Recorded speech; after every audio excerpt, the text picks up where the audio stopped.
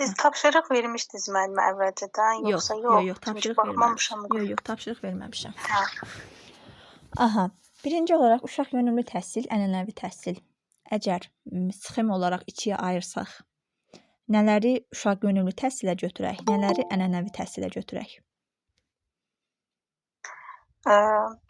Uşaq yönümlü təhsildə subyekt yanaşması daha çox götürülür. Ənənəvi təhsildə isə obyekt, ondan sonra uşaq yönümlü təhsildə ən çox uşaqlarla, yəni əməkdaşlıq olur da, yəni müəllimlə uşaq arasında sosial əlaqə olur, bir-birlərini dinləyirlər, ancaq Məsəl üçün ənənəvi təhsildə ən çox nəzəriyyələri hansına götürərsiniz? Nəzəriyyələr uşaq yönümlü təhsilə aiddir. Aha, bəs səriştələr? Yəni səriştələrdə, didaktik prinsiplərdə hamısı.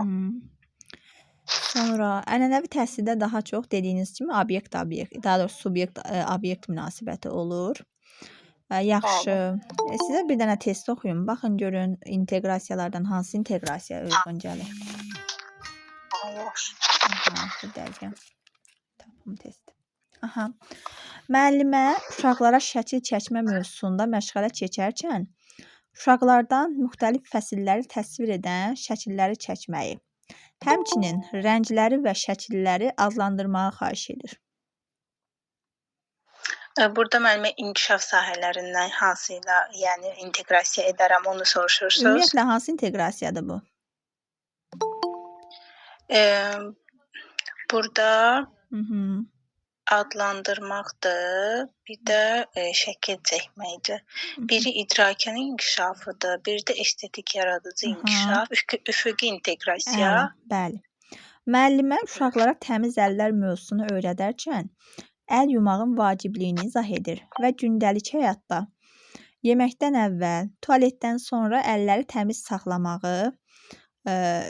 saxlamağın uşaq üçün nə qədər, insanlar üçün nə qədər önəmli olduğunu vurğulayır. Bu zaman hansı inteqrasiya? Burada da müəllimə həm fiziki inkişaf var, həm də idrakin inkişafı. Niyə görə həyatla əlaqələndirmə götürmürük ki? Həyatla əlaqələndirmə niyə görə götürmürsünüz? Müəllimə, onda ikisi də idrakin inkişafı olur. Həyatla əlaqələndirir. Axı, baxın, deyir ki, təmiz əllər mövzusunu öyrədərkən əl yumağın vacibliyini izah edir. O fənn üstü inteqrasiya falan var, onları deyirsiniz. Yox, bizdə yoxdur fənn üstü. Həyatla əlaqələndirmə var, müəllimə bizdə.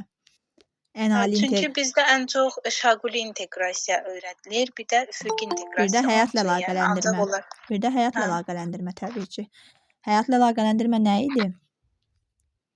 Yəni ki, mövzular həyatla əlaqələndirilir də. Tutalım ki, uşaqlara biz svetoforu öyrədirik, onları həm də yəni başa salırıq ki, həyatda necə eləmək lazımdır, o işarələrin. İndi burada da nə dedim mən? Dedim ki, uşağa əl yumağın vacibliyini izah edir və gündəlik həyatda yeməkdən əvvəl, tualetdən sonra əlləri təmiz saxlamağın sağlamlıq üçün nə qədər önəmli olduğunu vurğulayır. Bəli. Sonra müəllim, o nədir ki, yeni mövzunun mahiyyətini elan edir. O nədir ki, yeni mövzunun mahiyyətini elan edir. Müəllimə, yəni başa düşmədim tam olaraq sualı. Yəni o nədir ki, məsəl üçün sizə verib aşağıdakılar qruplaşdırmağı, düzdürmü? Məsəl üçün verəcək resurs, verəcək qiymətləndirmə, verəcək vako, verəcək refleksiv sual, verəcək məqsəd. Bunlardan hansını götürərsiniz bu dediyimə ki, o nədir ki, yeni mövzunun mahiyyətini elan edir. Məqsəd, yəni məqsədimizi artıq biz bilirik ki, nəyi keçəcəyik də. Düzdür. Bəs o nədir ki, uşağın idrac qabiliyyətini artırır, idrac fəaliyyətini artırır. Qiymətləndirmə. Yox, bilən varsa yazsın baxım. Uşağın idrac fəaliyyətini qaldırır.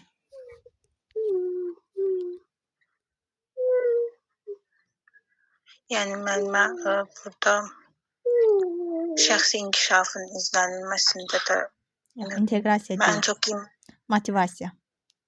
Motivasiya, hə. Motivasiyadır. Yaxşı. O nədir ki, məşğələ zamanı keçirilən fəaliyyətin effektivliyini artırır?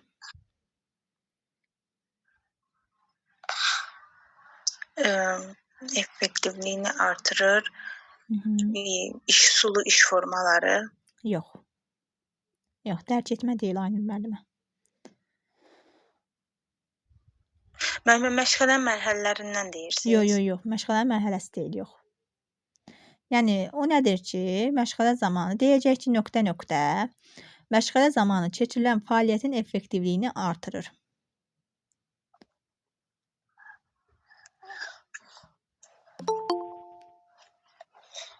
Nə götürək? Refleksiv sual ola bilər.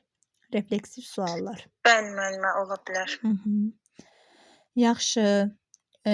Desəm ki, uşaqlarda o nədir ki, uşağın öyrənməyə olan marağını, daha doğrusu marağı öyrənmə prosesinə yönəldir. Nöqtə, marağı öyrənmə prosesinə yönəldir. Uşaqların marağını öyrənmə prosesinə yönəldir.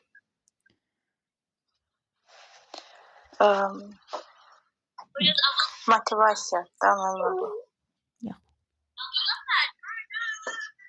Cəmalə müəllimə səssiz. Resurs. Əyanilik. Öyrənmə prosesinə uşağın marağını yönəldən resurslardır. Müəllimə, bunlar qaydalardır, yəni o formada. Çünki biz resursu məsəl üçün bilirik ki, hansı vasitələrdən istifadə etmək lazımdır. Ancaq o vasitələrin adını bilirik də. Ümumiyyətlə, yəni bunların hər birinin qaydası da var. Yəni belə olaraq bilin ki, əgər uşağın məsəl üçün verə bilər də, uyğunlaşdırma kimi verə bilər, resurs, məqsəd, refleksiv sual, tapşırıq və onları uyğunlaşdırmağınızı istəyə bilər. Bu zaman Çünki müəllimə, məsəl üçün uşağın marağını artırmaq üçün həm dediyiniz kimi resursda yəni böyük rol oynayır. Həm məsəl üçün seçdiyimiz iş üsulu, iş forması, yəni burada yəni bir çox şey uşağın marağını oyada bilər də. Bəli. Düzdür. Amma əsas olaraq, yəni uşağın marağını öyrənmə prosesinə yönəldən resurslar da əyanilikdir ki, o nə edir? Öyrənmə prosesinə marağı yönəlir. Yəni diqqətini cəlb edir. Bəli. Yaxşı, interaktiv təlimin xüsusiyyəti olaraq aşağıdakılardan hansı yanlışdır? A bəndi. Yaradıcı təfəkkürü inkişaf etdirir. B bəndi. Yeni biliyin tədqiqat şəklində əldə olunması. Tapşırığın təfəkkürə əsaslanması. Qrupda işçi atmosferinin yaradılması. Yalnız tərbiyəçinin yanaşmasının əsas götürülməsi. Mənim axırıncı variant yalnız tərbiyəçinin, yəni tapşırığa əsas götürülməsi düzgün deyil. Çünki burada uşaqlar, yəni ən çox ön planda olur da. Düzdür. Bir dəqiqə suallarıma baxım. Yaxşı. Sübut sayılan hansı dəyərləndirmə növüdür? Necə müəllimə? Sübut olaraq sayılan hansı dəyərləndirmə növüdür? Yəni bu dəyərləndirmə növü sübut kimi bir rol oynayır.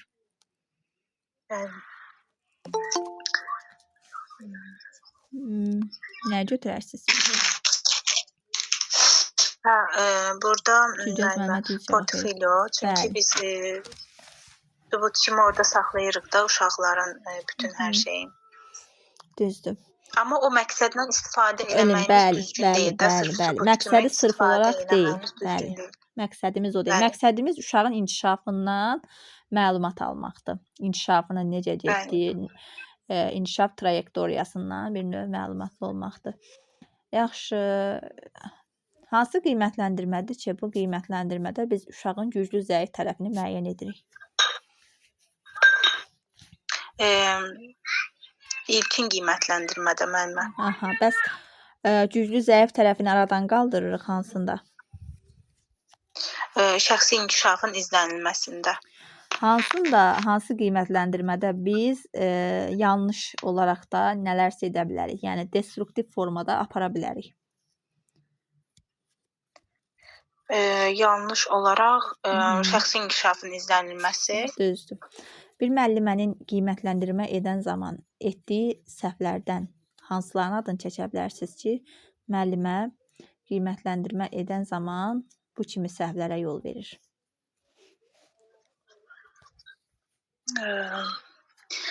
Qiymətləndirmə edərkən, yəni, Müəllimənin etdiyi yəni yanlışlıqlar. uşaq Qiymətləndirmə apararkən müəllimənin etdiyi yanlışlıqlar. müəllimə burada ola bilər ki, uşağın fəaliyyətini müəllim düzgün qiymətləndirməsin və yaxud da ki, hər hansı bir uşaqla, necə deyim, müəllim burada bərabər imkanları qorumalıdır. Elə ola bilər ki, yəni bəzi müəllim heç hüquq vəzifələrini bilməsin, başqa bir uşaqla nəsə konfliktdə olsun. Yəni onunla yaxşı yola getməsin, onun inkişafını da düzgün dəyərləndirməsin. Yox, o deyil. Sonra onun Birincisi şəxsi keyfiyyətinə yönəlməsidir. İkincisi qiymətləndirməni siz bayaq demək istəyirdiniz, tam belə otuzdurmadınız yerinə. İkincisi də bu idi ki, uşağı bir başqa uşaqla müqayisə edir. Üçüncüsü odur ki, qiymətləndirməni ümumi olaraq aparılır. Necə ümumi? Belə ki, məsəl üçün təsviri fəaliyyət məşğələsinin tərkibində məhsuldar fəaliyyətlərimiz var, düzdürmü? Yapma, quraşdırma, rəsm. Müəllimə rəsmə görə bütün məsəl üçün Ayxanı sadəcə rəsmə görə həm yapmasını, həm quraşdırmasını, həm aplikasiyasını qiymətləndirir ümumi şəkildə. Bu yanlışdır. Uşağın aplikasiyasını da müəllimə qiymətləndirməlidir. Ola bilər aplikasiyada zəifdir, amma rəsmdə güclüdür.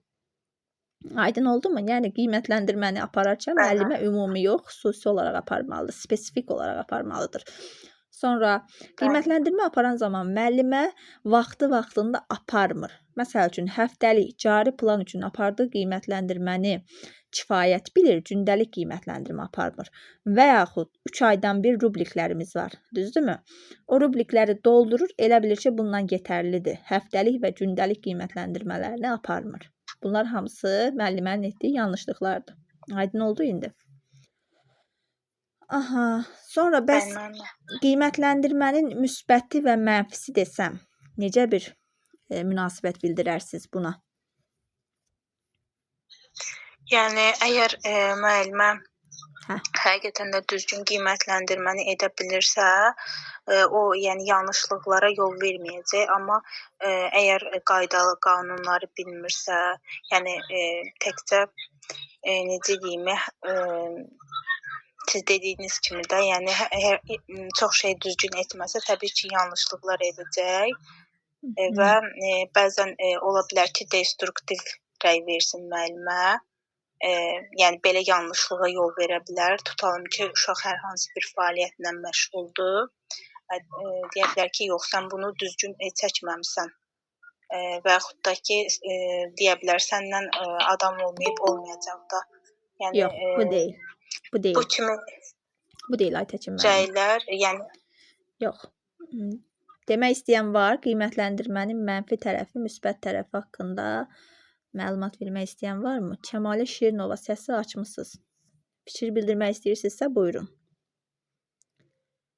Qiymətləndirmənin mənfi və müsbət tərəfi nədir? Müəllimə, sadəcə bu mənim ağlımda, yəni sual olaraq qaldı ki, qiymətləndirmə nəyə görə mənfi tərəfi olsun? Mənfi tərəfi budur ki, Aytəkin müəllimə, mükəmməlliyətçiliyə yönəlir. Valideyn də köklənir nəticəyə, müəllimə də köklənir nəticəyə, uşağın özü belə köklənir nəticəyə. Nəticə yönümlü olmaq yaxşı şeydir, amma nəticəyə köklənmək yaxşı bir şey deyil. Biz nəticəyə kökləndiyimiz zaman bir növ uşağın sadəcə qiymətləndirilməsi ilə maraqlanırıq ki, uşaq necə qiymətləndirildi. Bugün uşağın qiymətləndirilməsində neçə aldı, məsəl üçün. Yəni, bu artıq perfeksionizm deyirik biz buna, mükəmməlliyətçilik. Müəllimə və valideyn, istərsə də uşaq necə öyrəndiyinə əsaslanmalıyıq. Uşaqda nə kimi inkişaf gedir? Nələri bilir, nələri bilmir. Buna köklənmək lazımdır. Yəni, sırf olaraq nəticəyə köklənmək yaxşı bir şey deyil. Budur mənfisi. Qiymətləndirmənin mənfisi nəticəyə köklənmək, mükəmməlliyətçi olmaq, perfeksionizmdir.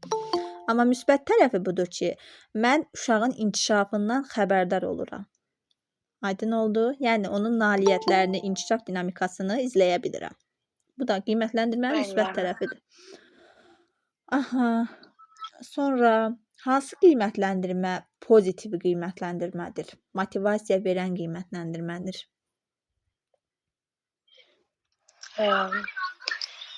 İlkin qiymətləndirmə? Yox. Yox. Şəxsi inkişafın izlənilməsi. Bəli. Sonra hansı qiymətləndirmədir ki, bu qiymətləndirmə həssaslıqla verilir? Həssaslıqla verilir. Yekun hesabat. Yox, şəxsi inkişaf izləmədir. Həssaslıqla verirsiniz. Niyə görə həssaslıqla veririk? Şəxsi inkişaf izləmə qiymətləndirməsini aparırıq daha doğrusu. Çünki mən burada dediyim kimi burada uşağı qiymətləndirərkən əgər onun yanlışı belə olsa, müsbətdən başlayıb mənfiyə doğru getməliyik də. Yəni nəzərə almalıyıq ki, baxın, o nədə idi? Təsir eləməsin. Bəli, Gülgəz müəllimə düz deyir. Çünki rəy veririk. Rəy verəndə də həssaslıqla verməliyik. Düzdürmü? Rəy vermək psixologiyaya dayanır. Mən nəyə görə yekun hesabat dedim? Çünki yekun hesabatda da məsəl üçün ən sonda biz qeyd eləyirik axı ki, uşaq nəyi bacardı, nəyi bacarmadı. Məsəl üçün biz onu elə formada yazırıq ki, sanki uşağın heç bir bacarmadığı bir şey yoxdur. Yox, onu biz yekun hesabatı məsəl üçün 3 və 6 yaşın sonunda və yaxud da yaş qrupunun sonu üçün deyirik, düzdürmü? Orada artıq cəmləyici də, onun geri dönüşü yoxdur. Yəni orada artıq həssaslıqla düzdür, yenə qeyd edirik. Amma gündəlik apardığımız nədir? Biz nədə daha çox həssas olmalıyıq? Diqqətlə yanaşmalıyıq. Uşağı inkişaf apararkən. Uşağı inkişaf aparan qiymətləndirmə hansıdır? Şəxsi inkişafı izləmə. Mən orada bir həssas toxunmasam, həssaslıqla yanaşmasam, o uşağın gələcəyini də bir növ məhv etmiş oluram axı. Düzmü deyirəm? Ona görə. Və rəy verərkən də diqqət edirik ki, ego yönümlü olmasın, emosional olmasın, destruktiv olmasın, keçmişə yönəlik olmasın, indiki zamanda olsun, gələcəyə yönəlik də rəy verə bilərik. İdraki fəaliyyətə yönəlik olsun, spesifik olsun. Spesifik rəy nə deməkdir bu arada? Yəni spesifik rəy dəqiq olmalıdır. Məsəl üçün mən uşaq rəsm çəkib, deyim ki, sən bu rəsmi çox gözəl çəkmisən. Bu artıq spesifik olmur. Mən deməliyəm ki, bu rəsmdə hansı hissələr yaxşı çəkmisən, hansı hissələri gələn dəfə düzəldərsən. Bunların hamısını dəqiq olaraq qeyd eləməliyəm. Bəli, bu olur spesifik rəy. Bir dənə də gələcəyə yönəlik bir rəy deyin. Müəllimələr bilsin ki, gələcəyə yönəlik rəy nə olan şeydir. Məsəl üçün, dovşanın bütün cizgilərini çox gözəl çəkmisən, gələn dəfə ancaq quyruğuna da diqqət yetirərsən. Artıq uşaq həvəslənəcək ki, hər yerini düzgün çəkmişim, amma bir daha da çəkəndə, yəni gələcəkdə onu çəkəndə ona da diqqət edəcəm. Doğrudur. Yaxşı, bəs idraki fəaliyyətə yönəlik rəy nə deməkdir?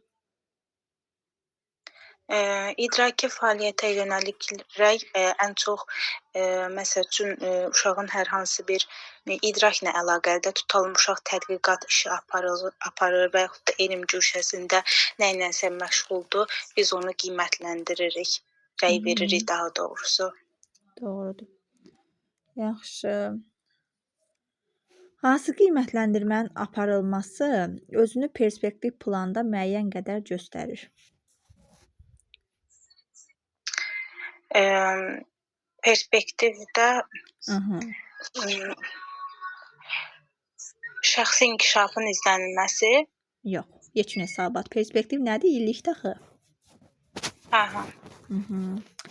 Sonra spontan aparılan qiymətləndirmə desəm və yaxud da qiymətləndirmənin mexanizmlərindən biri var və bu o qiymətləndirməni bir növ spontan da aparıla bilən edir. Şəxsi inkişafın izlənilməsi. Əla. Hansı qiymətləndirmənin növündə, metodlarından birində valideynlərin də iştirakı vacibdir? Bu da mənim şəxsi inkişafın izlənilməsi. Hansıdır bəs o? Mexanizmi, hansı mexanizmidir o? Valideynlərlə dəqiqə müəllimə müsahibə metodu. O metodlar var, onlar deyirsiniz. Bəli. Müsahibədir. Yaxşı, hansı metodudur ki, bu metodda uşaq həm əylənir, həm öyrənir, həm də danışır? Şifahi sorğu. Əla. Necə olur o? Necə baş verir ki, uşaq həm əylənir, həm öyrənir, həm də danışır?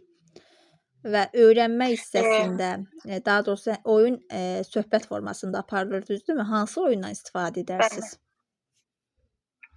Məsəl üçün, mən stolüstü çap oyunlardan istifadə edə bilərəm, qaydalı oyunlardan istifadə edə bilərik Şifahi ki, sözlü niyə görə istifadə etmədiniz? şifahi sözlü Sorğuda bir növ sözlü şəkildə olması daha məsəl məqbul üçün, deyil. şifahi sözlü məsəl üçün, mən tapmacadan istifadə edə bilərəm. Bəli. Sonra portfolio qiymətləndirmə yoxsa dəyərləndirmə? Qiymətləndirmə. Həm dəyərləndirmə, həm qiymət. Dəyərləndirmə. Çünki onun əsasında qiymətləndirmə böyükdür, yoxsa dəyərləndirmə? Dəyərləndirmə. Dəyərləndirməni nəyin əsasında aparırsınız? Dəyərləndirmə ilə qiymətləndirmənin əsasında aparırsınız. Bəli.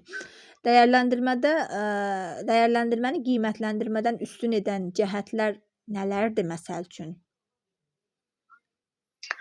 Məsəl üçün, dəyərləndirmədə ümumi olaraq, yəni uşağı dəyərləndiririk. Ancaq qiymətləndirmədə sırf nə ilə məşğul olubsa, uşaq onu qiymətləndirik. Düzdür.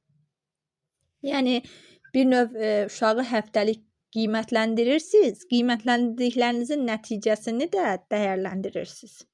Düzmü dedim? Bəli. Təşəkkür edirəm Aytəkin müəllimə, var olun. Çox sağ olun müəllimə. Siz sağ olun. Sonra Aytən müəllimə. Axşamınız xeyir müəllimə. Hər vaxtınız xeyir Aytən müəllimə, necəsiz? Sağ olun, çox sağ olun müəllimə, yaxşı olasınız.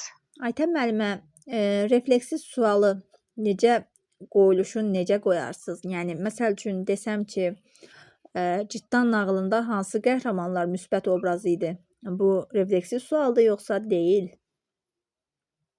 Yox, müəllimə, burada xeyr. Əslində biz refleksiz suallar o zaman veririk ki, artıq məşğələ yekunlaşıb və məşğələ haqqında, həmin fəaliyyət haqqında uşağın yəni bir növ təəssüratlarını öyrənir ki, uşaq yəni məşğələ haqqında nələri bilir, nə xoşunuza gəldi, daha yaxşı məsəl üçün burada nəyi bəyəndiniz, taq gələ Cırtdanın nağılında obrazlar olsunlar, ümumiyyətlə olsun.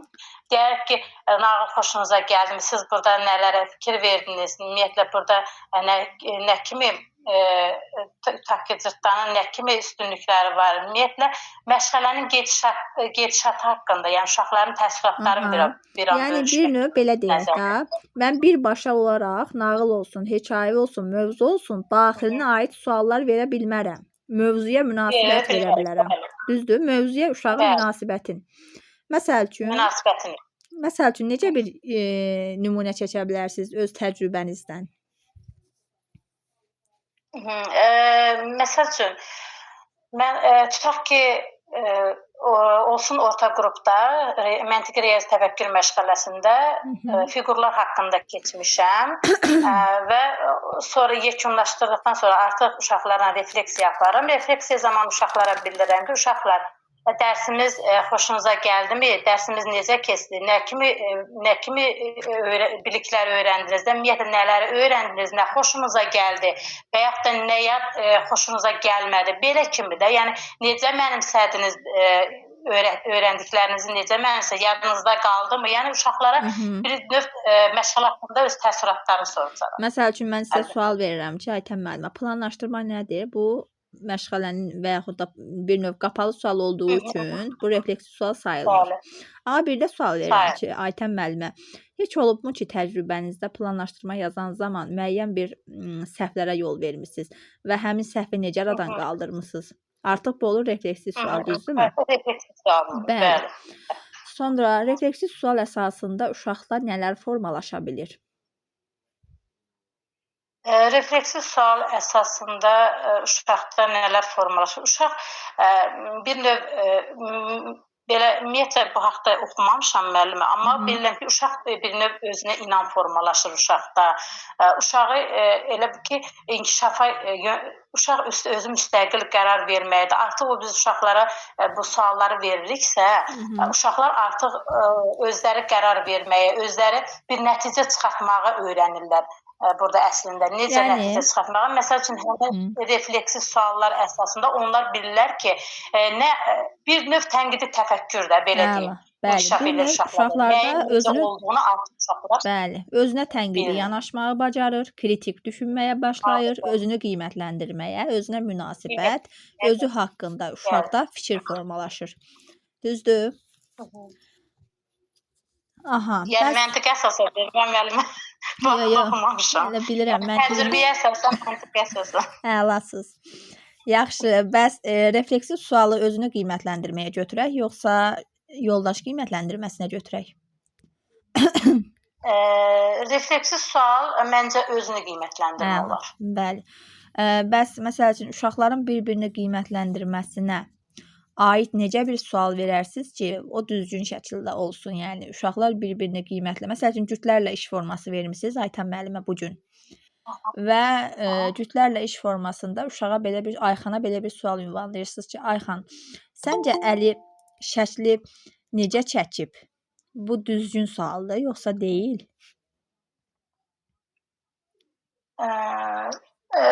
Məncə uşaqlar cütlərlə iş formasında ümumiyyətlə bir-birinə yaxından əməkdaşlıq burada ən çox yəni özünü göstərir və bir yerdə işləyirlər, bir yerdə problemin öhdəsindən gəlirlər, yəni qərar verirlər.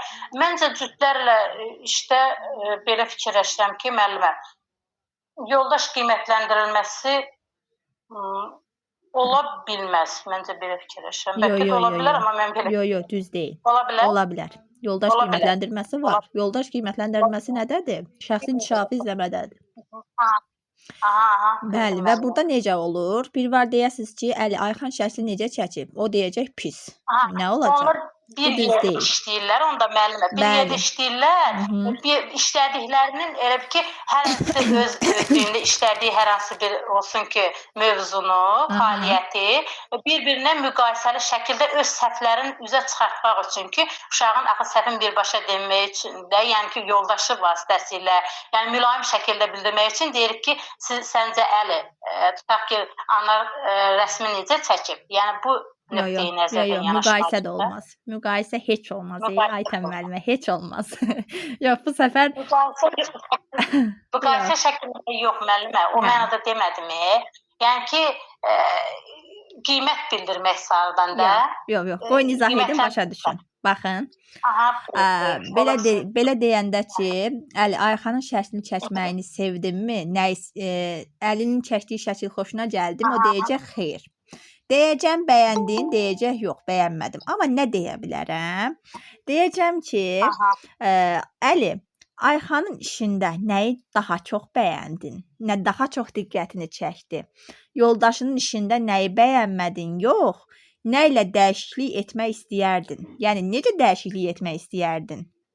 Sən olsaydın necə boyayardın? Kimi suallar verirəm ki, bu da uşaqlarda konfliktli münasibətlər olsun, emosional rəqibli mühit olsun. Yəni, bunların hamısını bir növ məhv edir, əməkdaşlıq mühiti əlavə edir. Aydın oldu indi? Yəni, artıq burada mən neylədim? Bir növ refleksiv sual kimi uşağa açıq sual verdim ki, sənin münasibətin nə olardı? Sən əlinin çəkdiyi şəkli necə boyayardın? Hansı rənglərdən istifadə edərdin? Yəni, artıq burada uşaqlar bir-birindən dalaşmır, mübahisəyə girmirlər. Niyə bəyənmədin şəklimi? Yox, sən bəyənməliydin. Başa düşdük? Konflikt yaranmır. Bəli, konflikt yaranmır. Bir növ əməkdaşlıq mühitinin təməlini qoydum. Aydın oldu? Bəs qiymətləndirməni Smartın hansı hərfinə uyğunlaşdırarsınız? Qiymətləndirmə əslində Smartın ölçülən olmalıdır da. Bəli, düzdür. M-də Marsay. Düzdür. Qiymətləndirmələrin yerini dəyişə bilərik, ardıcıllığın. Qiymətləndirmələrin yerini dəyişə bilərik. Məncə olmaz müəllimə. Düzdür, olmaz. Diaqnostik qiymətləndirməni müəllimə siz, Aytan müəllim, aparmırsınız, nə itirəcəksiniz? Əgər qiymətləndirməni aparmasam, onu itirərəm ki, uşağın ümumiyyətlə nə bildiklərini mən bilə bilmərəm. Əvvəlcə aparmalıyam ki, bilməliyəm. Planda və o uşağın hansı səviyyədə olduğunu bilə bilmərəm ki, mən ona uyğunda planlaşdırmada, yəni dəyişikliklər etməliyəm axı ki, uşağa ki, yəni onu daimi sərasər şəxsi inkişafını izləmək üçün. Ona görə də diaqnostik mütləqdir ki, uşaq haqqında məlumat, onun ümumiyyətlə özü haqqında, ailəsi haqqında, ümumiyyətlə fəaliyyəti Dünya görüşü haqqında, haqqında, dünya görüşü haqqında. Uşağa fərdi yanaşa bilməzsiniz, düzdürmü? Diaqnostik Bəli, qiymətləndirməni bəli. aparmasanız, uşağa Uşağı fərdi yanaşa bilməzsiniz. necə qiymətləndirə bilərəm də Bəli, müəllimə? bəli, düzdür. Tanımırsam. Yəni hər şeyin bir növ qiymətləndirmənin başlanğıcı, ən əsası diaqnostikdir və diaqnostik qiymətləndirmə nə zaman aparırsınız? Diaqnostik qiymətləndirmə, yəni ilkin qiymətləndirmə olduğu üçün o məsələn uşaq ilk bağçaya gələndə, lap olsun ilin əvvəlində, yaxud da ki başqa bir bağçadan tutaq ki bir bağçaya gedirsə, yəni onu da aparılır. Aha, ki, qrupdan uşaq qrupa haqqında keçəndə, düzdürmü? Uşaq bağçaya məlumat. daxil olduğu zaman. Bəli, bəli. Bəli. Yaxşı, belə bir sual verim. Müsahibədəsiz və müsahibədə sizə sual verirlər ki, yeni bir bağçaya təyin olunmusunuz və bağçadakı uşaqları tanımırsınız. İlk olaraq həmin uşaqlarla necə bir ünsiyyətə daxil olarsınız, qiymətləndirmə apararsınız, yəni artıq qalıb sizin özünüzün seçiminə. Nə edərsiniz? Əgər ilk gəlmişəmsə, əlbəttə ki, uşaqlarla tanış olmaq üçün, əlbəttə ki, onlar haqqında məlumat almaq üçün onları diaqnostik qiymətləndirmə etməliyəm də müəllimə. Yox, tanış olaraq sonra diaqnostik. Müsahibə apararam, əlbəttə ki, müsahibə şəklində, yəni Birinci olaraq tanış olub sonra diaqnostik. Çünki tanış olub diaqnostik. Bəli, müsahibə apararam. Deyəcəydim müəllim fikrimi indi diaqnostiklə gedir. Müsahibəni apararam, sonra diaqnostik edərəm ki, uşaq haqqında, yəni tanış olun, onun haqqında sonra müsahibə aparım. Belə sonra diaqnostik aparım. Bəli. Bəli, Buzqıran strategiyası doğrudur. Sonra müəllimə, o hansı inteqrasiyadır ki, bu inteqrasiyanı bir növ perspektiv planın məntiqi ardıcıllığı ilə əlaqələndirə bilərik? Daha doğrusu planlaşdırmanın məntiqi ardıcıllığı ilə əlaqələndirə bilərik. Hansı inteqrasiya? Bəli. Yox, məntiqi ardıcıllıqdan əlaqələndirmə üfüqi inteqrasiyadır müəllimə. Bəli, üfüqidir, bəli. Niyə görə məntiqi ardıcılığı üfüqiyə götürdük? Məntiqi ardıcıllıq, yəni ki, uyğun olaraq da müəllimə, məntiqi ardıcıllıq, yəni məsəl üçün mən uşağa əgər məşğələni tutaq ki, yeni il haqqında nəyisə öyrədirəmsə, onu həmin ərəfədə. Yox, o xronoloji ardıcıllıqdır. Xronoloji ardıcıllıqdır. Qarışdırdınız. Məntiqi ardıcıllıq budur ki, məsəl üçün bu gün ətraf aləmlə tanışdıqda mövzunuz meyvələrdir. Bildim. Məntiq elə bir ki, tutaq ki, savad təlimi keçirəm, hərfi keçirəmsə A hərfin, onu rəsm məşğələsində, yəni davamlı olaraq onu rəsm məşğələsində də şəklini çəkdirirəm. O da yəni ki, uşağın yaddaşında daha qalır, inteqrasiya edirəm, daha yaxşı mənimsəmiş olur. Bəli, Gülcəz müəllimə məşğələləri əlaqələndiririk, doğrudur. Sonra interaktiv dərsin əsaslarında tədqiqatçılıq əsaslı, yoxsa məzmun əsaslı öyrənmə? İnteraktiv təlim daha aktiv təlimdir. Necə müəllimə sualı bildirir? İnteraktiv dərsin, məşğələnin əsaslarında tədqiqat əsaslı, yoxsa məzmun əsaslı öyrənmə əsaslı? Məncə tədqiqat. Bəli, araşdırmaq da düzdür, bəli. Araşdırmaq, bəli. Daha hərəkətli təlim, daha interaktiv təlim. Araşdırmaq. Niyə görə motivasiya? Oxumamışam müəllim, gözlər haqqında heç nə oxumamışam, inanın ki. Özünüz bilirsiniz, nə tənbələm oxumaq istəyirəm. Bilirəm. Azdan çox da xəbəriniz var. Bilirəm. Yəni oxumamışam. Yaxşı, məntiqə əsasən. Niyə görə motivasiya mərhələsi? Niyə görə motivasiya? Motivasiyanın üstünlüyü nədir? Motivasiyanın üstünlüyü odur ki, uşağı motivasiya tədqiqata həvəsləndirir. Uşağı özü müstəqil şəkildə, yəni tədqiqat aparmağa, yəni imkanlar yaradılır. Yəni ki, burada uşaq özünün bir növ sərbəstlik var da, yəni tədqiqata həvəsləndirmək, sərbəstlik var, ona müvafiq uyğun olaraq yəni aparılır motivasiya.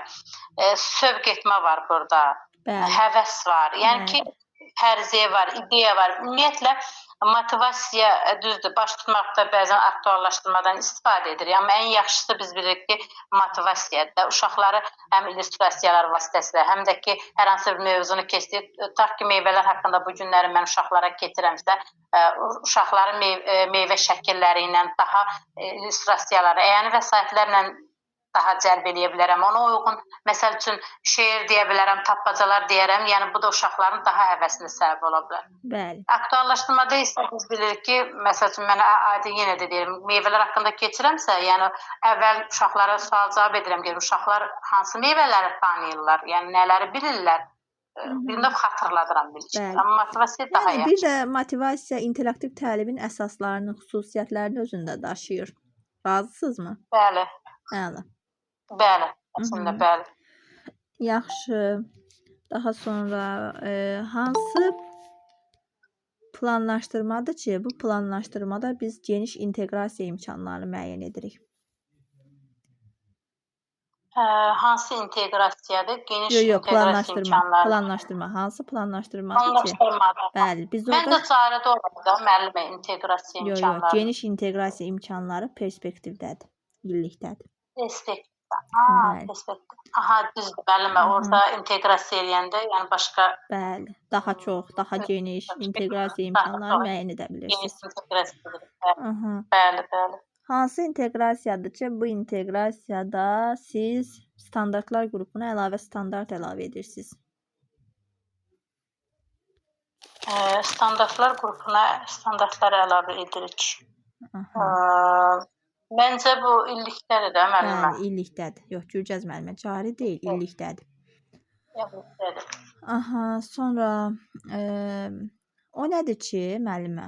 Uşağın təlim nailiyyətinin yüksəlməsinə təsir edir. Təlim nailiyyətinin yüksəlməsinə təsir edir. Şəxsi inkişafı izləmək deyil, müəllimə inkişaf yönümlüdür. Nailiyyət desəydim, qiymətləndirmə desəydim, bəli. Amma deyirəm ki, uşağın təlim nailiyyətinin yüksəlməsinə təsir edir. Dəyərləndirmə. Yox, elə dəyərləndirmə, qiymətləndirmə. Yox. Qiymətləndirmədir. Təlim nailiyyətinin yüksəlməsinə təsir edir. O nədir ki, uşağın təlim nailiyyətinin yüksəlməsinə təsir edir? Yox, refleksiv sual deyil. Rəydir, müəllimə? Yox, ola deyil. İş formalarda deyil. İş üsullarda deyil. Tapmaca tapırıq. İş formaları? Yox. Təlim nəticəsində deyil, yox. Tətbiq etmə də deyil. İş formaları dedim. Yox. Resursda deyil, yox. Yox, resursda deyil. İş forması iş üsulu dediniz, müəllimə? Yox, deyil. Əyanilik də deyil. Yaxınlaşmısınız Firavan müəllimə. Əməkdaşlıqdır yəqin. Yox, o da deyil. Deyim. Necə müəllimə? Sualı təkrar edeyim bir də müəllimə. Bir də sualı təkrar edeyim. O nədir ki, uşağın təlim nailiyyətinin yüksəlməsinə təsir edir. Təlim nailiyyətinin yüksəlməsinə təsir edir. Tapşırıq. Motivasiyadır. Yox, tapşırıq. İşçi vərəqləri, araşdırmaq, tapşırığın özü. Problemi idrak fəallığıdır da, uşağı idraka... Tapşırıq verirsiniz da müəllimə, uşağa nə edirsiniz? Uşağın nailiyyətini bir növ yüksəldirsiniz. Yüksəldirik, idraka sürüklüyürük. Yaxşı, sonra bir dənə sual oxuyum sizə. Şurada kimi bir növ... Hansı üçün o da? Elə bir milyon şurada. Yox, zəif bənd oyunu var idi, yadınıza gələr bəlkə. Aha, müəllimə, bəli, o zəif. Həmin o zəif bənd siz oldunuz. Zəif bəndik bugün. Yaxşı. Başqa sual cavabda iştirak etmək istəyən yoxdur müəllimələr? Niyə bu qədər zəifik? Əl qaldırın. Gülgəz müəllimə. Müəllimə, iştirak eləmək istəyən yoxdursa, mən yenidən sual cavab eləyə bilərəm. Yaxşı. Aytən müəllimə, təşəkkür edirəm, var olasınız. Sağ olun müəllimə, sağ olun. Aytəkin müəllimə, sizə bir dənə motivasiya haqqında sual oxuyum. Baxın, görün, hansı fikir doğrudur. A bəndində deyir ki, məqsədə uyğun öyrənmə fəaliyyətini müəyyənləşdirən mexanizmdir. B variantında deyir ki, uşaqların öyrəndiyini daha yaxşı yadda saxlamalarını təmin edən fəaliyyətdir. C bəndi deyir ki, uşaqların intellektini müəyyən edən əsas faktor rolunda çıxış edir. D bəndi deyir ki, refleksiya vasitəsilə öyrənənləri möhkəmləndirmək xüsusiyyətinə malikdir. Y-də də deyir ki, uşaqların idrak fəallığını artıraraq aktiv şəkildə cəlb edilməsini təmin edir. Y variantında müəllimə Y-də. motivasiya İndi bilirsiniz nə uşaqları- edək? Bəli, Y-də. Bəli.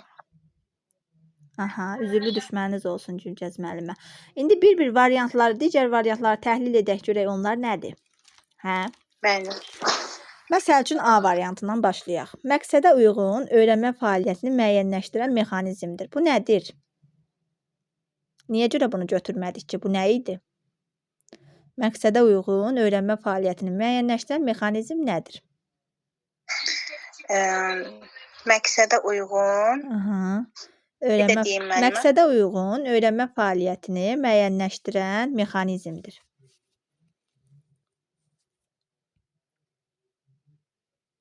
Öyrənmə fəaliyyətini müəyyənləşdirən müəllim iş üsulu, iş forması, qiymətləri. Bəli, iş üsuludur, düzdür. Aytən müəllimə yox, zəif bənd deyilsiz. Fikrimdən vaz keçdim. Yaxşı, uşaqların öyrəndiyini daha yaxşı yadda saxlamalarını təmin edən fəaliyyətdir. Bu nə olar? Uşaqların öyrəndiklərini daha yaxşı yadda saxlamalarını təmin edən fəaliyyətdir. Refleksiya. Əlasız. Yox, refleksiyadır, düz tapıb. Yaxşı. Sonra uşaqların intellektini müəyyən edən əsas faktor rolunda çıxış edir. Bu nə olar? Uşaqların intellektini müəyyən edən əsas faktor rolunda Diferensiallıq. Yox. Yaxınlaşmısınız. İntellekti. Yaxınlaşmısınız Mənim amma uşaq yönümlülük prinsipinə aiddir də. Bu həm də Gardner nəzəriyyəsinə aiddir. yəni intellektini müəyyən edən əsas faktor rolunda çıxış edir. Desəm bilirəm siz tapacaqsınız, ona görə demirəm. Yəni belə biraz da beyninizi işə salın, nə ola bilər? Gardner, uşaq yönümlülük, diferensiallıq, Hə. fərdilik, Yəni getmədi müəllimə. Yox, o deyil. motivasiya. O da deyil. İntellektini müəyyən edən nədir? Vako. Hə, Vako. vako. Vakodur. Aydın oldu indi. Vakoda nə idi? Bəli. V vizual, A ideal. Vizual, Hı A -hı. audial, K Kinestetik. kinestetik, o da oxuyub yazmaq. Və o bizə o qədər də aid olmadığı üçün biz vako əsas götürürük və intellektini də bu Bəli. əsasda bəli, öyrənmə tərzini müəyyən edirik. Doğrudur. Yaxşı, sonra hansı variantda interaktiv təlim xüsusiyyəti göstərilib? Aha. A bəndi. Tərbiyəçi uşağa avtoritar şəkildə yanaşır. B bəndi. Hər məşğələnin sonu üçün tətbiq olunacaq prosedural fəaliyyətlər verilir. C bəndi. Uşağın yalnız məlumatı qəbul edən tərəf kimi qəbul edilməsi. D bəndi. Uşağın sualına birbaşa cavab verilməsi. Y bəndi. Uşaqlar məşğələyə cəlb olunmağa həvəsləndirilməlidir. Mənim sual necə olmuşdu? Yəni interaktiv təlimin xüsusiyyəti göstərilən variantı tapın deyirdi. Burada Y bəndi. Bəli, Y bəndidir. İndi bunları da bir baxaq görək niyə görə, məsəl üçün necə dəyişdirə bilərik ki, onlarla interaktiv təlim olsun. Baxaq. Məsəl üçün Yəni burada uşaqların məsəl üçün orada Aha. deyir ki, uşaqların suallarına birbaşa cavab verilməli. Xeyr, uşaqlara məsəl üçün yönləndirici fasilitator suallar olmalıyıq da. verməliyik. Hə, fasilitator Bəli. olmalıyıq.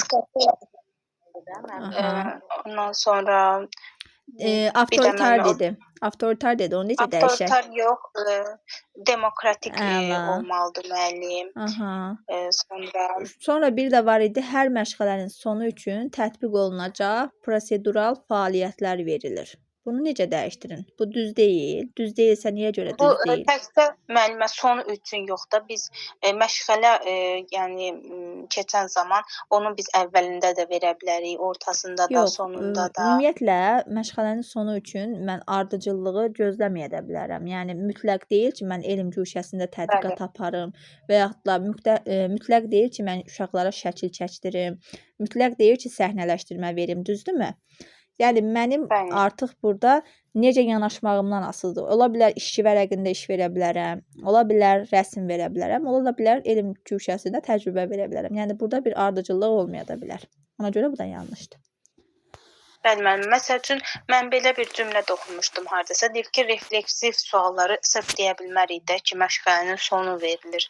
Biz onu yəni ortasında da verə bilərik. Məşğələnin ortasında da verilə bilər. Məşğələ gedə-gedə də verilə bilər. Onu bir növ refleksiv sualdır, əqli hücumdur. Biz onu məşğələnin motivasiya mərhələsi ilə də bənzədə bilərik qeyd kimi. Yəni məsəl üçün adicə Belə çıxır ki, hər təlimin sonunda fəaliyyət mütləq deyil də. Mütləq deyil ki, mən bu gün bu təlimi keçirəm. Prosedural, yəni alqoritm mütləq deyil. Bilik hissəsini öyrədib növbəti hissədə fəaliyyətə çevirə bilərəm. Bəli. Yəni orada bir prosedurallıq, ardıcıllıq mütləq deyil. O qalıb mənim seçimimə. İstəsəm işçi vərəqi ilə iş verərəm, istəsəm rəsm, istəsəm elm güşəsində tədqiqat. Yəni o qalıb mənim öhdəliyimə. Aydın oldu mu? Aha. Bəli. Müəllimənin konstruktiv bacarığı nədir? Necə müəllimə? Müəllimənin konstruktiv peşə bacarığı nədir?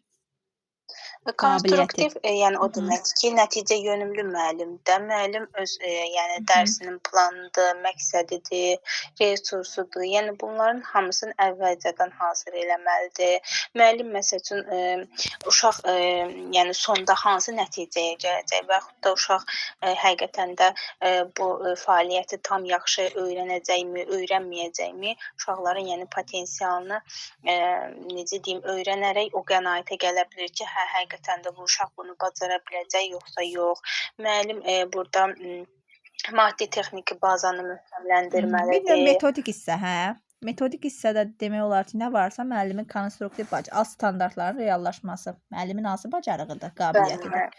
Konstruktiv. Planlaşdırmanın özü konstruktiv. Düzdür? Bəli. Aha, başqa nə ola bilərdi? Məsəl üçün, uşağın müəyyən situasiyalarda özünü necə aparacağını əvvəlcədən görə bilmək, produktiv müəllim, düzdür, konstruktiv bacarığına aiddir. Sonra məsəl üçün, ailələrlə işin təşkilində müəllimin hansı qabiliyyəti, hansı bacarığı mütləq ki olmalıdır? Təşkilatçılıq? Yox, kommunikativ. Bəli, kommunikativ ünsiyyət. Aha, elə kommunikativ bacarıq haqqında biraz geniş məlumat verin, müəllimələr də məlumatlansın. Kommunikativ müəllimə bacarıq o deməkdir ki, burada uşaqları tam yaxşı başa düşmək lazımdır. Yəni uşaqların qəlbinə yol tapa bilmək lazımdır. O uşaqlar nə hisslər keçirir? Yəni bu gün özünü yaxşı hiss edirmi, hiss eləmirmi? Yəni onlarla bir növ empatiya qurmalıyıq, onların hisslərinə şərik olmalıyıq. Eləcə də valideynlərlə, həm uşaqlarla, həm valideynlərlə ünsiyyət qurmalıyıq, əməkdaşlıq etməliyik. Müəllimənin qnostik bacarığını müəllimənin etik davranış prinsiplərindən hansı ilə uyğunlaşdıra bilərsiniz? Etik davranış prinsiplərindən mən ümumiyyətlə bu etik davranış peşə bacarıqlarıdır. Bunları nəsə bir-biri ilə qarışdırıram. Yəni bir-birlərinə aid edirəm. Nə qədər deyirəm ki, bunları qarışdırmayım, qarışdırıram. O sizə elə gəlir, qarışdırmırsınız əslində. Şuur altınıza yazılır müəllimələr. O elə bir şeydir ki, müəllim indi görürsünüzmü, cavab verə bilirsiniz. Sadəcə olaraq sizə elə gəlir. O sizin beyninizə, şuur altınıza hopub. Məsəl üçün müəllimə, testi olsun, testdə yaxşı tapıram. Hə, bu peşə bacarıqdır və yaxud da ki, hə da deməli şuur altınıza hopub. Bir də müəllimənin etik davranış prinsipləri. Hə, onları elə ki, bir-birlərinə aid eləyirəm də. Elə qnostik bacarığı, qnostiki elə edin peşəkarlıqla fərdi məsuliyyəti. Amma peşəkarlıq və fərdi məsuliyyət cavabda olmasa nə götürək bəs onda Aytəkin müəllimə? Tutaq ki, verib müəllimənin... İctimai etimad. Yox. Nə götürərsiniz müəllimələr? Məsəl üçün, mənim bu yaxınlarda belə bir test qarşıma çıxıb ki, müəllimənin qnostik bacarığı bir növ özünün yoldaşlarının təcrübəsini ümumiləşdirmək, elmi tədqiqat işlərində iştirak edə bilmək, psixologiyanı bilmək və ondan istifadə etmək bacarığı müəllimənin hansı etik davranış prinsipi ilə birbaşa əlaqəlidir və cavabda peşəkarlıq, fərdi məsuliyyət cavabı yox idi. Nəyə götürərsiniz? Vicdanlıq. Bəli, vicdanlılıq. Vicdanlılıqdadır. Çünki nə idi? Keyfiyyətli və səmərəli təhsil. Təlim. Yerinə Bəli, yetirilməlidir. bəli. Ona görə baxırsınız ki, cavabda peşəkarlıq və fərdi məsuliyyət yoxdursa, vicdanlılıq prinsipini götürürsünüz. Aha, bu da belə. Sonra məsəl üçün, nədən sual cavab edim sizi? Dərk etmə mərhələsi haqqında da biraz məlumat verin. Aytəkin müəllimə. Dərk etmənin açar sözlərini testdə tapma üsulunuz haqqında müəllimlərə daha doğrusu bir məlumat verin ki, onlar da o üsuldan tapa bilsinlər. Necə tapırsınız? Məsəl üçün müəllimə, üçü haqqında da məlumat verə bilərəm, yəni qarışdırmamaq üçün. Aha. Yox, dərk etmədən qarışdırın. Görüm necə bilirsiniz. Elə dərk etmə haqqında məlumat. Dərk etmə, məsəl üçün uşaqlar tədqiq edərək burada öyrənirlər, tədqiqat işləri aparırlar, amma müstəqil aparmırlar da. Müəllimin köməkliyi olur. Müəllim burada ən çox uşaqlara sual-cavab verir. Məsəl üçün sual verir ki, biz bu gün tutalım quraşdırma işi aparırlar. Biz blokları, yəni necə düzdük ki, maşın halına gəldi. Yəni uşaqlar artıq burada başlayırlar cavab verməyə. Cavab verdikcə də müəllim onu dinləyir, səhvi olursa, yəni onu başa salır. Yəni bir-birlərindən dialoq halında olurlar bir növ. Hansı iş üsulu ilə əlaqələndirərsiniz? Hansı iş üsulu ilə? Cütlərlə. Yox, iş formasıdır. İş formasıdır, iş üsulu. İş üsulu ilə müəllimə əqli hücumla. Yox, müəllimə dərk etmə müzakirədir. Əqli hücum motivasiyadır. Hə, müzakirədir. Müzakirəni gördünüz. Onlar əlavə edim müəllimə. Bəli, əlavə edə bilərəm mən də. İcazənizlə. Elə bir ki, dərk etmə tədqiqat apararaq öyrənməkdir. Bunlar bilik və bacarıq ikisi də vəhdətdə olmalıdır burada bu zaman. Və müzakirə işi sonunun bütün deyim açar sözlərin hər biri, bayaqlar sual verdiniz, hər biri bura aiddir. Bir də ki, faktların axtarılmasıdır, mühakimədir, müdafiədir, liderin qrupda seçilməsidir. Bunların hər biri deməli dərk etməyə aiddir. Əşqədən dərk etmişsiniz mənim. Elə öyrətdiyim kimi. Əla. Sonra başqa nə var idi? Orada məsəl üçün dərk etmədən əvvəl verirdiniz idman dəqiqəsini, yoxsa sonra verirdiniz? Dərk etmədən sonra olmalıdır müəllimə, çünki orada gərginlik var axı. Doğrudur. Və hakimə aid olan bütün sözlər. Müdafiə, mühakimə, arqument, sübut, nə varsa hamısı aiddir dərk etmə mərhələsinə. Aha.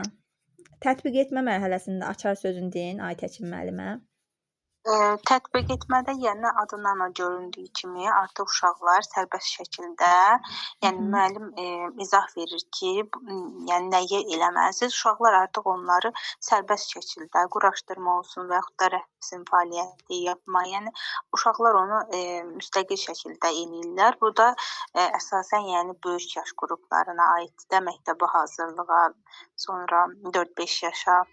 Tətbiq etmə. Yəni kiçik qruplarda Tətbiq etməni deyirsiniz. Bəli, müəllimə. Tətbiq etməni kiçik qruplarda verə bilmərik. Verə bilərik, müəllimə. Ən yəni doğru olar ki, biz böyük yaş qruplarında onu verək ki, uşaq həqiqətən də yəni bilək ki, onu rahat yerinə yetirə biləcək. Çünki kiçik qruplarda ən çox biz köməklik eləyirik axı uşaqlara. Uşaqlar nəyisə tam şəkildə eləyə bilmir. Aha. Razısınız bu fikirdən Aytən müəllimə? Siz kiçik qrupun müəlliməsiniz də, səhv etmirəmsə Aytən müəllimə, hə? Müəllimə, məncə tətbiq hər bir olmalıdır, yaşda olmalıdır. Çünki uşaq var məşğələ, fəaliyyət var ki, onların yəni kiçiyi, böyüyü var. Hər yaşa uyğun müəyyənləşdirilir. Eləcə fəaliyyəti də, eləcə tətbiqi də. Yəni ona uyğun da, öyrəndiyi biliyə uyğun da tətbiq olmalıdır. Və onu da qeyd edim ki, tətbiq etmə əmr et. feilin əmr şəkli elə deyərdim ki, bura aiddir. Yəni icra et, tətbiq et. Bir Bəli. növ əmr formasındadır. Bəli, icra Uşağa praktika. ki, istiqaməti veririk və də icra etməyin yoluna əmr edirik. Yəni ki, istəyir yolundan icra etməyin. Bu da praktikdir əlbəttə Bəli, ki. praktikdir, təcrübə burada var. Məsəl üçün, elm cuşəsində təcrübə aparırsa, deməli, tətbiq etməlidir. Məsəl üçün, Biz nəzərə alsaq ki, məktəbə qədərdə də ən yəni öndə gedən oyun fəaliyyətidir. Ən çox praktik əhəmiyyətli elə oyun fəaliyyəti sayəsində artır uşaqlarda. oyunlardır, səhnələşdirmədir böyük qruplarda. Yəni artıq bunlar hamısı aiddir tətbiq etmə mərhələsinə. Elə tətbiq etmədə də praktika, hərəkət, icra et, davranış, bir növ feil. Feil gördünüzsə, hərəkət bildirən. Bilin ki, feil və feilin elə əmr şəklində. Yəni uşaqlar əmr yerinə yetir. Bir növ komanda verilir ki, bunu təlimat etməkdə demək uşaqlar istəyirsiniz. yerinə yetirsinlər. Göstəriş, təlimat, onlar deyirsiniz. Aha, təşəkkür edirəm Aytəkin müəllimə. Çox sağ olun. Aha, səsim gəlmir mənim. Deyirlər səs. Gəlir müəllimə. Aha, yazıblar səs zəif gəlir. Yəqin onda sizin internetinizdə problem var. Əlavə sualınız var müəllimələr? Yoxdursa dərsi bitirək. Çünki həqiqətən dərsdən çıxmışam, yorğunam. Sualınız varsa buyurun verin, cavablandırım. Salam müəllim, axşamınız xeyir. Buyurun. Müəllimə, olar bir sual verim sizə. Buyurun. Müəllimə, şaquli inteqrasiya ilə üfüqi inteqrasiyanın arasındakı fərqi necə izah etmək olar? Belə izah edeyim müəllimə mən sizə. Şaquli inteqrasiya evin daxilidir. Məsəl üçün, sizin birinci inkişaf sahəsi olsun eviniz, düzdürmü? Birinci inkişaf sahənizin 3 dənə otağı olsun. 1-1, 1-2, 1-3. Siz əgər bu otaqlarınızın arasında, daxilində gəzirsinizsə, bu olacaq şaquli inteqrasiya. Evinizdən kənara çıxıb qonşuya keçid edirsinizsə artıq 2 nömrəli, 3 nömrəli, 4 nömrəli qonşunuzdur, düzdür? 2, 3, 4. Onlara keçid edirsinizsə artıq bu olur üfüqi inteqrasiya. Məsəl üçün deyirəm 1, 1, 1, 2, 1, 1. Nə oldu? Üfüqi inteqrasiya. Çünki neynədim? Birinci inkişaf sahəsindən kənara çıxdım. Aydın oldu mu? Bu olur üfüqi inteqrasiya. Amma şaqulidə mən kənara çıxmıram. Öz evimin otaqlarının arasında gəzirəm. Bir növ sadə dildə desəm, anlaşılan dildə desəm budur.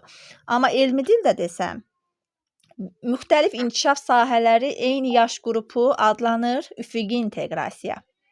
Amma müxtəlif yaş qrupu eyni inkişaf sahəsi adlanır şaquli inteqrasiya. Yəni neynədim mən? Müxtəlif yaş qrupu da nədir? Müxtəlif yaş qrupu budur ki, müəllimə, siz orta qrupun müəlliməsinizsə, özünüzdən aşağı yaş qrupu ilə əlaqələndirmə aparmalısınız. Özünüzdən aşağı yaş qrupu da ikinci körpələr qrupudur. Əgər orta qrupla ikinci körpələr qrupunu əlaqələndirirsinizsə, bu olur şaquli inteqrasiya. Və bizdə məşğələ arası deyə bir növ yoxdur. Məşğələ arası, məşğələ üstü, fən arası yoxdur. Bizdə sadəcə var məşğələ daxil inteqrasiya.